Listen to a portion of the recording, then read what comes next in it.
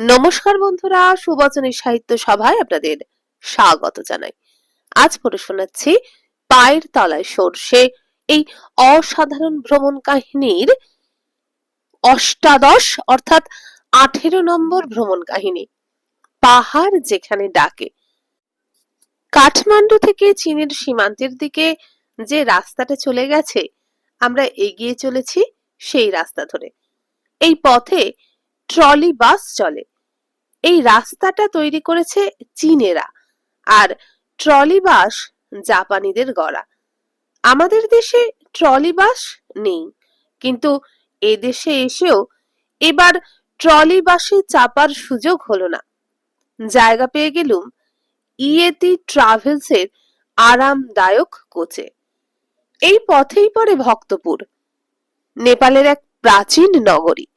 কিন্তু আপাতত আমরা ভক্তপুরে থামছি না, আমাদের গন্তব্য আরো দূরে। কাঠমান্ডু উপত্যকা পার হওয়ার পরই শুরু হলো পাহাড়ি পথ। এখানে একটা উঁচু জায়গায় পেছনে ফিরে দূরের কাঠমান্ডুকে দেখায় যেন এক মডেল নগরী। বড় অপূর্ব সেই দৃশ্য। ছোট ছোট পাহাড়ের গা দিয়ে ঘুরে ঘুরে বাস যায়। ক্রমে পাহাড়গুলি বড় হয়ে উঠছে। হাত বাড়ালেও ছোঁয়া যায় যে এই সমস্ত পাহাড়, এরাও সবাই হিমালয়ের এক একটি ঢেউ। হিমালয় নাম শুনলেই আমার রোমাঞ্চ হয়। এই যে পাহাড়ের শ্রেণী, একটার আড়ালে দেখা যায় আরেকটির মাথা। এই রকম কিছু পাহাড়ের দূরত্বেই রয়েছেন নগাধিরাজ, এভারেস্ট।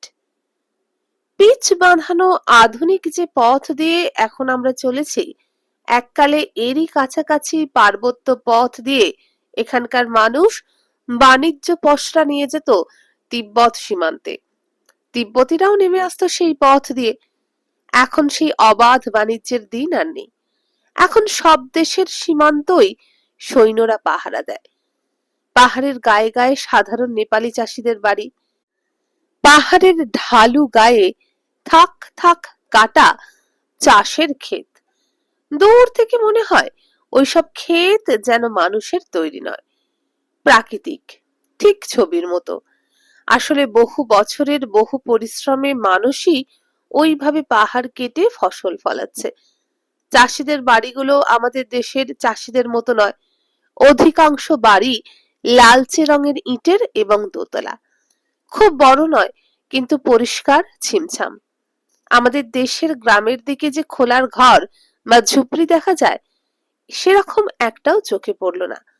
তাহলে ভারতীয় চাষিদের চেয়ে নেপালি চাষিদের অবস্থা কি ভালো? বোধহয় তাই। দুপাশের সবুজের মধ্য দিয়ে চলেছে কোচটা। একসময় দেখতে পেলুম একটা টিলার উপর এক ঝাঁক ঘর বাড়ি, যত্ন করে তৈরি করা বাগান। আমাদের কোচ একটু বাদে থামলো সেখানেই। রাস্তা থেকে বেশ কয়েক ধাপ সিঁড়ি ভেঙে ওপরে উঠে এলেই ধুলিখেল মাউন্টেন রিসর্ট। এর চত্বরের ওপর দাঁড়ালে প্রথমটা বুক ধকধক করে ওঠে, যেন আমি পাহাড় দেখছি না, চারদিকের পাহাড়ই আমাদের দেখছে। এখানে রয়েছে একটা বেশ বড় ডাইনিং রুম এবং কয়েকটি কটেজ। প্রত্যেকটি কটেজই স্বয়ংসম্পূর্ণ, দুটি করে শয্যা। এই শৈলবাসটি দেখলে ইটালি কিংবা মেক্সিকোর কোনো হোটেল বলে মনে হয়। নাইট অফ দ্য ইগুয়ানা ফিল্মে অ্যাভা গার্ডনার যে হোটেলটির মালিকানি ছিলেন, সেই হোটেলটির কথাও মনে পড়ে যেতে পারে। সবকিছুই সাহেবি কায়দায় সাজানো ও অত্যন্ত পরিচ্ছন্ন। এখানে অবশ্য কাছাকাছি সমুদ্র নেই, রয়েছে জঙ্গলময় উপত্যকা। এই রকম একটা জায়গা খুঁজে বার করাই বড় কথা।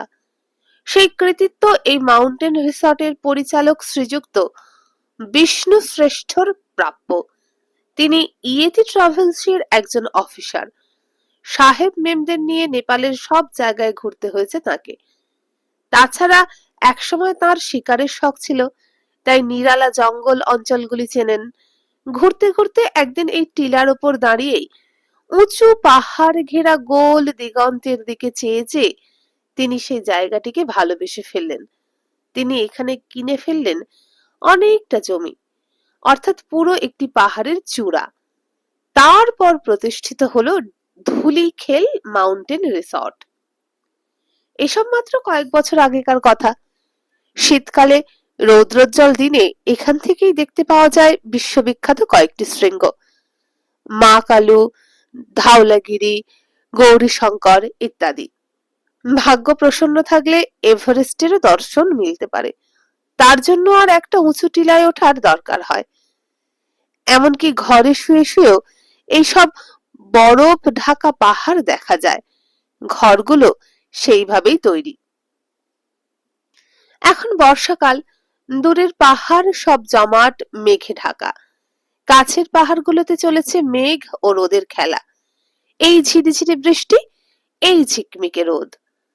আমরা বেশ বড় একটা দল মিলে এসেছি। কথা ছিল দুপুরে এখানে লাঞ্চ খেয়ে তারপর কিছুক্ষণ প্রকৃতির শোভা উপভোগ করে বিকেলে ফিরে যাওয়া। কিন্তু 2-1 ঘন্টার মধ্যে আমি প্রকৃতির শোভা ঠিক হজম করতে পারি না। বিশেষত এত বড় বড় পাহাড় মাখা প্রকৃতি। ফেরার আগে আমি হঠাৎ ঠিক করলুম আমি আজ রাতটা এখানে থেকে যাব। আমাদের দলটির ব্যবস্থাপনার ভার নিয়েছিলেন হ্যানি হলিডে সংস্থার শ্রী স্বপন পোদ্দার। তাকে কানে কানে কথাটি জানাতেই তিনি বললেন, নো প্রবলেম। ধুলিখেল মাউন্টেন রিসর্টের পরিচালক বিষ্ণু শ্রেষ্ঠ প্রস্তাবটিতে রাজি হয়ে গেলেন সঙ্গে সঙ্গে। বিকেল হওয়ার আগেই কোচটি ফিরে গেল কাঠমান্ডু। টিলার ওপর দাঁড়িয়ে আমি ওদের বিদায় জানালুম। তারপরে জায়গাটা অসম্ভব নিস্তব্ধ হয়ে গেল। এই রকম নিস্তব্ধতার মধ্যেই টের পাওয়া যায় যে মানুষের কণ্ঠস্বর, একটা দুটো পাখির ডাক, কিংবা বাতাসে গাছের পাতার শব্দ কত মধুর। প্রত্যেকটি আলাদা করে চেনা যায় এবং সূক্ষ্মতম ঝংকারও কানে আসে। পাহাড়ের গায়ে মেঘের ছায়া পড়ে অনবরত রূপ বদল হচ্ছে। আমি যেখানে দাঁড়িয়ে আছি তার কাছ দিয়েই নেমে গেছে গভীর উপত্যকা। তা এতই গভীর যে অনেক নিচে আমি দেখতে পাচ্ছি উড়ন্ত বকের ঝাঁক ও ভাসমান মেঘ। ওই উপত্যকার কোনো মানুষ হয়তো ভাবছে যে ওই বকের পাতি উড়ছে আকাশের গা দিয়ে, আর আমি দেখছি ওরা মাটির কত কাছে। এই জায়গাটিতে বড় বড় ছাতা রাখা আছে যাতে বৃষ্টি পড়লে আশ্রয় নেওয়া যায়। একটা গোল গাছও ছাতার মতো। এখানে চেয়ার টেনে বসে ঘন্টার পর ঘন্টা কাটিয়ে দেওয়া যায়। এক ফাঁকে আমি আমার ঘরটি দেখে এলুম। ডাইনিং হল থেকে টিলার ওপরের দিকে উঠে যেতে হয় খানিকটা। সেখানে লাল ইটের কটেজ, জানলায় অতি সূক্ষ্ম তারের জাল ও কাঁচ। পাশাপাশি দুটি খাটের বিছানা এত ধবধবে সাদা যে দুগ্ধ ফেননিভ বলতে ইচ্ছে করে। বাথরুম ঝকঝকে, চমৎকার ব্যবস্থা। বিছানায় শুয়ে পড়ে দেখলুম বালিশে মাথা রেখেও পাহাড় দেখা যায়। আবার বেরিয়ে এসে বসলুম উপত্যকার সীমান্তে। অনেক নিচে দেখা যাচ্ছে একটি দোতলা বাড়ি। 3টি বাচ্চা মেয়ে খেলছে উঠোনে। এত উঁচু থেকে ওদের দেখাচ্ছে পুতুলের মতন। একটু বাদে দুজন নেপালি যুবক এসে বসলো আমার কাছাকাছি। তাদের হাতে বন্দুক। বিনা আলাপেই কথা বলতে শুরু করলুম ওদের সঙ্গে। দুজনেই ব্যবসায় জড়িত, শিকারের শখ আছে। কাঠমান্ডু থেকে মাঝে মাঝে চলে আসে এই দিকে শিকারের খোঁজে। আমি জিজ্ঞেস করলুম, এদিকে কি শিকার পাওয়া যায়? হরিণ আছে নানা জাতের, লেপার্ড আছে যথেষ্ট, তাছাড়া বুনো শুয়োর ও খরগোশ। একজন লোক আঙুল দিয়ে নিচের উপত্যকার একটা জঙ্গলের দিকে দেখিয়ে বলল, ওই তো ওইখানে কয়েকদিন আগেই একটা লেপার্ড মেরেছে। শিকারের গল্প শুনতে সবসময়ই ভালো লাগে। পাহাড়ের গায়ে গায়ে ভেড়ার লোমের মতো জঙ্গল। সেদিকে একবার নতুন ভাবে তাকালুম। আমি রাত্রিরে এখানেই থাকবো শুনে যুবক দুটি বেশ অবাক। বারবার জিজ্ঞেস করতে লাগলো, এখানে রাত্রি থেকে কি করবেন? রাত্রিরে তো কিছুই করার নেই। আমি বললুম, এত সুন্দর কটেজ বানিয়ে রেখেছে, তা কি রাত্রিরে থাকার জন্য নয়? ওরা বলল, হ্যাঁ থাকে, সাহেবরা থাকতে আসে। তারা নির্জনতা আর পাহাড়ের নিঃশব্দ মহিমা উপভোগ করে। আমি হেসে বললাম, সে কি, সাদা চামড়া না হলে কি নির্জনতা আর পাহাড়ের মহিমা উপভোগ করতে বাধা আছে? ওরা অপ্রস্তুত হয়ে বলল, না না না, তা অবশ্য নয়। কিছু কিছু ভারতীয় আসে দেখেছে, তবে তারা তো আসে নারী পুরুষ জোড়ায় জোড়ায়, আপনি একেবারে একা। আমি আফসোসের সুরে বললুম, যার যেমন ভাগ্য। যুবক দুটি চলে গেল একটু পরে। ওদের সঙ্গে গাড়ি আছে, রাত্রিরের মধ্যেই ফিরে যাবে শহরে। আস্তে আস্তে বিকেলের আলো নরম হয়ে আসছে। বিষ্ণুশ্রেষ্ঠ এখানে থাকেন না রাত্রে, তিনি প্রত্যেকদিন আসেন না, তার অন্য কাজ আছে। শনিবার রবিবার এখানে থাকেন, সারা সপ্তাহ এখানে হোটেল চালায় তার মেয়ে। মেয়েটির বয়স 21-22-এর বেশি নয়, একেবারে মেম সাহেবের মতন ফুটফুটে চেহারা। এখানে ইলেকট্রিসিটি নেই, আমার কাছে সেটাই আর একটি উপরি আকর্ষণ মনে হলো। চতুর্দিকের পাহাড়ের সারি হাজার হাজার বছর ধরে একই রকম রয়েছে, এর মধ্যে হঠাৎ এক জায়গায় কৃত্রিম আলো যেন খুবই বেমানান হতো। 7:30টার পর সব কিছু ডুবে গেল নিঝুম অন্ধকারে।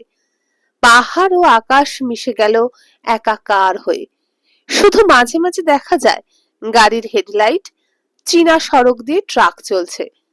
পাহাড়ের বাঁকে বাঁকে তাদের শব্দ একবার বাড়ছে, একবার মিলিয়ে যাচ্ছে। অনেক রাত পর্যন্ত আমার ঘুম তো দূরের কথা, ঘুমের ইচ্ছেও মাথায় এলো না। আলো নেই, কথা বলার একটি মানুষ নেই। এই রকম সময়ে যেন নিজেকে খুব কাছাকাছি পাওয়া যায়। দিনের পর দিন তো কাটে হইচইয়ের মধ্যে, কত রকম ব্যস্ততা, কত ভুল বোঝাবুঝি।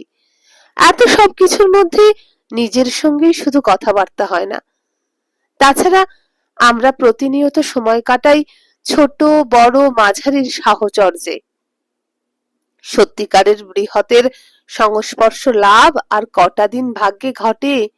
এখন এই অন্ধকারের মধ্যে যদিও চোখে দেখতে পাচ্ছি না, তবু টের পাচ্ছি হিমালয়ের মহান গাম্ভীর্য। এখানকার বাতাসে যেন রয়েছে দৈব স্পর্শ। নিজের নিঃশ্বাসই যেন বেশ পবিত্র লাগে। একা একা বেশ কিছুক্ষণ বসে থাকার পর মনে হয় হৃদয়ের ভেতরটা যেন ধোয়া মোছা পরিষ্কার হয়ে যাচ্ছে। তারপর এক সময় মনে হলো সমবেত পাহাড় থেকে একটা ধ্বনি ভেসে আসছে, যেন ডাক উঠেছে, ভুলে যেও না, ভুলে যেও না। গাছপালা পশু পাখির মতন এই মানুষও প্রকৃতির সন্তান। বন্ধুরা, এখানেই শেষ হয়ে গেল আজকের অষ্টাদশ কাহিনী। কেমন লাগলো অবশ্যই কমেন্ট করে জানাবেন। যদি পায়ের তলায় সর্ষের সমস্ত পর্বগুলো শুনতে চান, তাহলে এই ভিডিওর ডেসক্রিপশন বক্সের একদম নিচে যান, দেখবেন দেওয়া আছে পায়ের তলার সর্ষের প্লেলিস্ট, সমস্তগুলি আছে। আর যদি এরকমই আরো গল্প শুনতে চান, তাহলে এই ভিডিওর নিচে যে বারে আমার চ্যানেলের নাম দেওয়া আছে সেখানে ক্লিক করুন, চ্যানেলের হোম পেজ খুলে যাবে। খুলে গেলেই পাবেন প্লেলিস্ট, সেখানে থরে থরে বিভাগ অনুযায়ী সমস্ত গল্প, ছোট গল্প, বড় গল্প, রোমাঞ্চকর গল্প সাজানো আছে আপনার জন্য। সেগুলি শুনুন যতক্ষণ না নতুন কাহিনী আনছি। আজকের মতো বিদায় নিলাম, নমস্কার।